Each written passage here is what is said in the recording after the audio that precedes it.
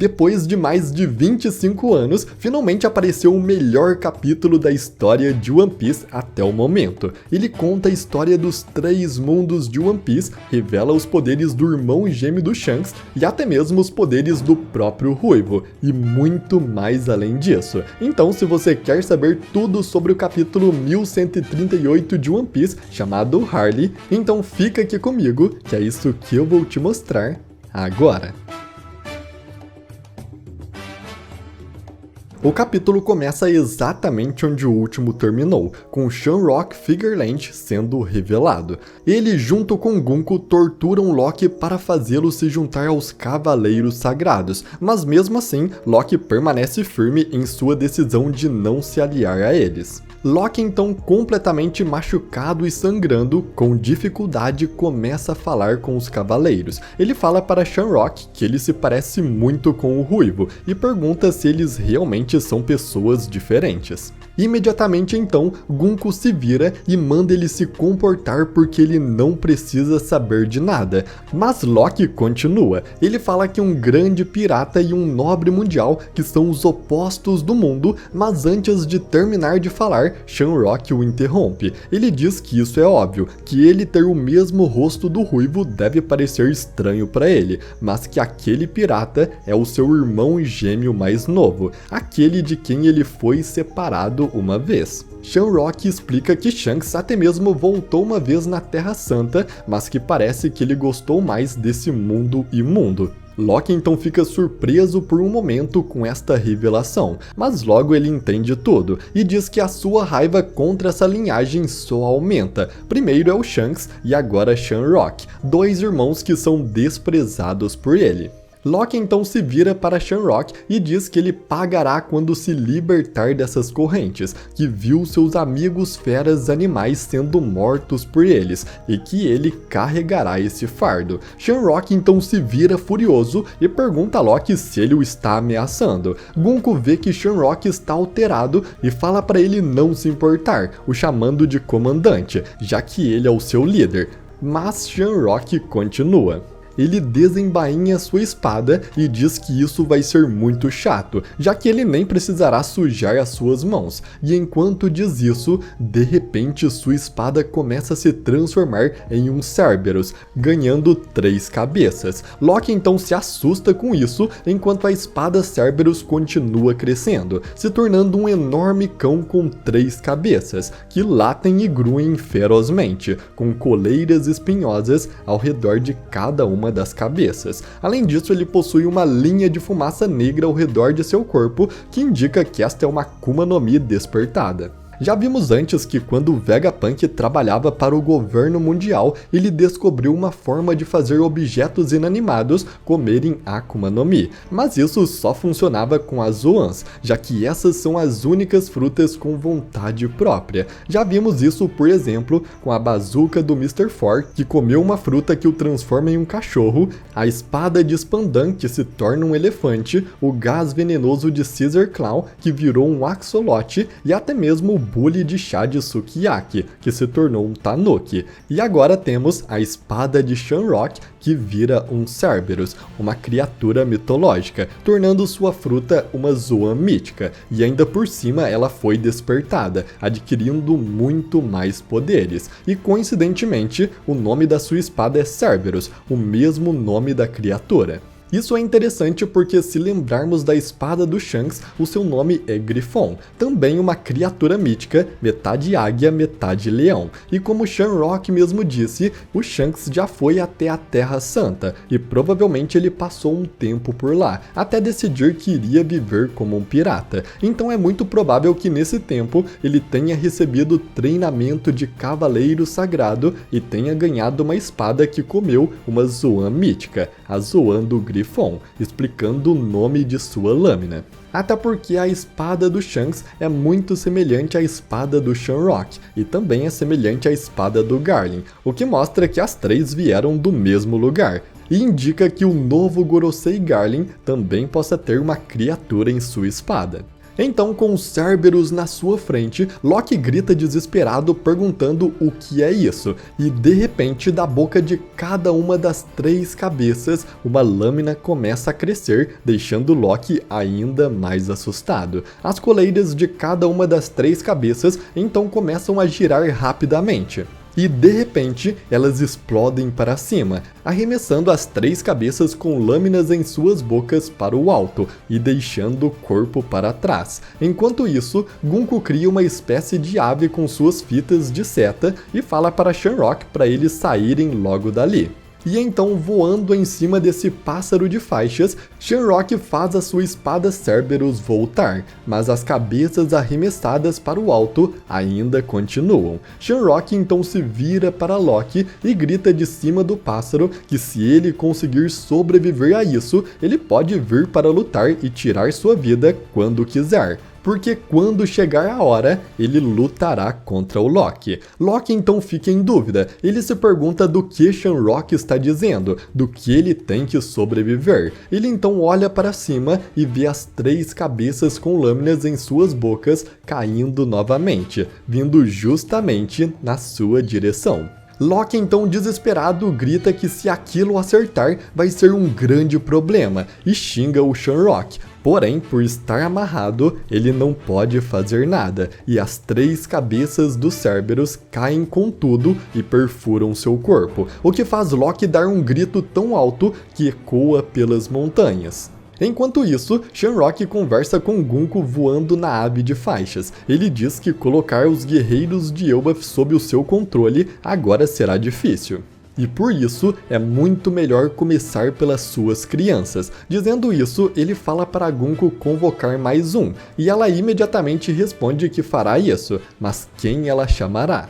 E bom galera, Shamrock pedindo a Gunko para convocar uma outra pessoa, ele com certeza está falando de um outro cavaleiro sagrado, e a convocação deve ser muito semelhante a como Saturno convocou os outros Gorosei, por meio de um círculo mágico, que ainda não sabemos de onde vem esse poder. A cena então muda para o castelo Aurus, em Elbaf, onde Luffy junto com Zoro, Nami e Road entraram para pegar as chaves das algemas de Loki. E quando chegam lá, eles encontram gigantes caídos que foram atacados pelos Cavaleiros Sagrados. Assim que encontram os gigantes, eles perguntam a eles quem os atacou, e eles respondem que foi o Ruivo, e que tem certeza disso, mas é claro que na verdade eles estão confundindo com Shamrock. Imediatamente então, o Luffy grita que isso é mentira, que o Shanks nunca faria algo assim. Os gigantes então falam que não tem como ser outra pessoa, até porque o Shanks já visitou Elbaf várias vezes. Luffy então diz que o Shanks é muito maneiro e pergunta se não pode ter sido outra pessoa parecida com ele. Zoro então fala que o Shanks veio para Elbaf, então não seria estranho se ele ainda estivesse por aí. Mas o Luffy continua, ele grita dizendo que o Shanks é um cara tranquilo e na dele, não pode ter sido ele quem atacou os gigantes, porque ele não faria algo tão sem sentido assim. Nami rindo, então fala que o Luffy confia muito no Shanks, o que o deixa furioso, gritando que é claro que sim, e pergunta para Nami se ela também não ficaria brava se falassem mal da Melmery. E a Nami então o corrige dizendo que é Belmery, mas os gigantes então falam que se não é o Shanks, é alguém idêntico a ele, ou talvez até mesmo um irmão. O que acaba deixando o Luffy pensativo. Ele diz que o Shanks pode ter sim um irmão, mas nunca falou sobre família com ele, já que ele foi criado em um navio pirata, então sempre achou que sua família fosse o Roger, o Rayleigh e o restante dos piratas Roger, tirando o Bug. E enquanto Luffy fala sobre os piratas do Roger, a cena imediatamente muda para o homem misterioso que vimos alguns capítulos atrás. Só podemos vê-lo de trás, mas ele é a mesma pessoa que estava bebendo com Crocus na capa do capítulo 631. O homem misterioso está caminhando em direção ao castelo onde Luffy e os outros estão, e ele está muito perto da porta principal. E pelo fato dele aparecer exatamente quando Luffy fala sobre os piratas do Roger, é muito provável que ele faça parte desse grupo, sendo na verdade Scooper Gaban, que eu já venho teorizando ser ele há bastante tempo. A cena então muda para Frank e Ripley, que foram ver a árvore Adão mais de perto. Frank fica fascinado com o tamanho da árvore e a Ripley pergunta se essa madeira é cara lá fora e diz que pensa até em abrir um comérciozinho com essas madeiras, mas Frank fala para ela não o encorajar. Ele diz que o Sal já lhe deu um maior sermão dizendo que a árvore Adão é sagrada e não é para ele sair cortando. E mesmo se fosse roubar um pouco de madeira, sairia caro para carregar tudo. De repente então, Frank vê algo estranho gravado na árvore e pergunta o que é, e Ripley responde que é um mural, e são rabiscos de crianças da antiguidade que ficaram gravados na casca petrificada da árvore, e por causa disso, hoje ela é considerada um patrimônio cultural dos gigantes. Ripley então diz que é estimado que esses rabiscos foram feitos entre 900 e 800 anos atrás, exatamente na era do século perdido, o que deixa Frank espantado. Ele fala que então tem que mostrar isso para Robin, mas olhando mais de perto, ele percebe que esses rabiscos são estranhos, já que nem todos parecem ser gigantes, e eles parecem estar unidos lutando. Ripley então diz que dentro da história de Elbaf, eles já guerrearam com outras raças, mas até onde ela sabe, eles nunca se aliaram com elas. Por causa disso, ela diz que acredita que esta pintura talvez seja apenas o sonho de uma criança. A cena então muda para Robin, que está com Sal na biblioteca. Sal pega o livro sagrado dos gigantes Harley e mostra ele para Robin. Ele é um livrão antigo e muito velho. Sal explica a ela que vários mitos de Elbaf foram criados com base nesses textos, e suas interpretações são todas fragmentadas. É por causa disso que cada guerreiro de Elbaf acredita em uma versão do Deus do Sol diferente, cada um com uma personalidade diferente. Robin então pergunta se ela pode ler o livro, e Sal diz que sim, abrindo o livro para que ela veja. Ele fala que a história é dividida em 3 capítulos, cada um descrevendo um mundo, e que o terceiro mundo dizem ser o mundo atual, ou seja, o que está para acontecer. E basicamente, de acordo com Jarul, o mundo foi destruído 2 vezes antes. Logo, o primeiro mundo é o mundo ancestral, o segundo mundo é aquele antes do século perdido, e o terceiro mundo é o atual. Sal então diz que a lenda de Nika é contada silenciosamente por todo o mundo, e o que todas elas têm em comum é que Nika sempre aparece rindo e batendo seus tambores da libertação. Robin então começa a ler o livro, e enquanto ela lê, vemos o mural que Frank encontrou na árvore, já que os dois estão completamente ligados. O livro tem uma pequena introdução sobre cada um dos 3 mundos, e o primeiro mundo, o mundo ancestral, diz o seguinte: havia fogo sobre a terra, a humanidade sucumbiu ao desejo e tocou o sol proibido. Os escravos oraram e o Deus do sol apareceu, mas o Deus da terra se enfureceu e junto da serpente do inferno envolveu o mundo em morte e escuridão. Eles não podem se encontrar novamente.